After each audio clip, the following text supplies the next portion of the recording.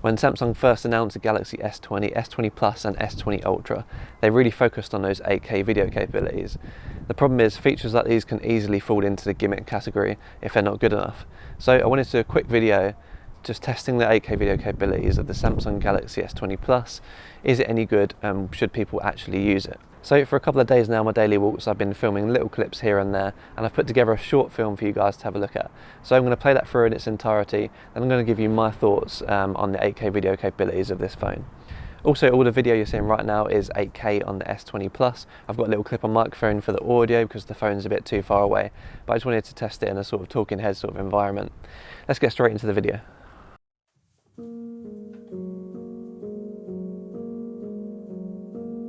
"2020. It's strange times we're living in. Our lifestyles have had to change dramatically, our streets are lifeless and empty, and the places we once loved are closed for business. Some, maybe, indefinitely. But we've been given an opportunity here. An opportunity to appreciate the small things. An opportunity to not take for granted the things that we no longer have once we get them back. And specifically, an opportunity to see what lies on our doorstep. It's easy to take for granted the things we see and do every day. Is it your hometown which you once approached with fresh, wide eyes, and now, years later, you struggle to see the beauty? Is it your loved ones at home that you're suddenly getting to spend a lot of time with? Is it those video chats with friends that you thought you wouldn't see until this is all over? So, on your walk today, open your eyes, look around, take in the smells and listen to the sound. Pay attention to the small things, and be more aware. And seriously, don't try and cut your own hair.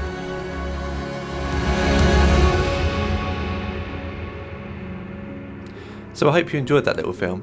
Before I get into my thoughts, if you like videos on phones, tech and camera gear, it would be massively appreciated if you could hit that subscribe button down below. I have the brand new iPhone SE 2020 on the way, so a video of that will be coming soon. Now on to the footage.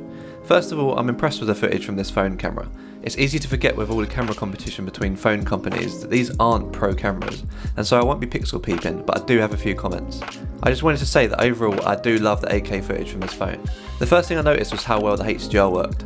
I had HDR turned on throughout and the software did a great job at dynamic range. Sometimes it was even too good. I thought I had an awesome silhouette shot of this walker and cyclist coming towards the camera with a sunset behind, but the HDR exposed them so well they didn't end up being silhouettes at all. That brings me to the next point, that this camera is very good when it comes to pointing at the sun. There are a lot of tough shots in this that some normal cameras would have found difficult, and it generally handled it very well. The difficulty for me was the lack of good stabilization in 8K. In a lot of shots it wasn't too noticeable, but in others those micro jitters really ruined the experience. It was hard to keep it steady in the wind, and so some of my shots were ruined by not having enough stabilization. The option to stabilise in the settings is still highlighted, so there must be something going on, but it just wasn't enough. Bad stabilisation is particularly obvious when you use telephoto lenses and less obvious on wide-angle lenses, which brings me to its next downside. The 8K video can only be used with a telephoto camera. This means it's significantly cropped in and it becomes difficult to get the epic wide shots that this 8K quality would have been great for.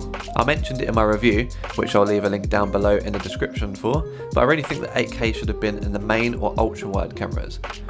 It did force me to be creative though, but the tight angle would stop me using it for holiday videos, for example. The telephoto lens did have some advantages though. Typically, telephoto lenses compress the background more, so you get more of that background blur and depth of field in close-up shots, which looks smooth and natural on this camera. I was impressed at how well the camera focused as well, especially in this situation with the sun behind and the very tiny focus point constantly moving. Throughout the filming there was a little focus hunting here and there, but some of it was due to me adjusting the focus partway through, and other times it just happened when shooting against the sun. Finally, here's that comparison again between the 4K footage and the 8K. The 4K has much better stabilisation, but for some reason it's massively over sharpened, and that really ruins the look for me. So that's it from me. If you have any questions about the cameras on the S20 then leave a comment down below. Also, what do you think of the 8K quality? Do you think it's worth it, or do you still think it's a gimmick? If you like the video, give it a thumbs up, and I'd appreciate if you can hit that subscribe button to see more content like this. Thanks for watching, and I'll see you in the next one.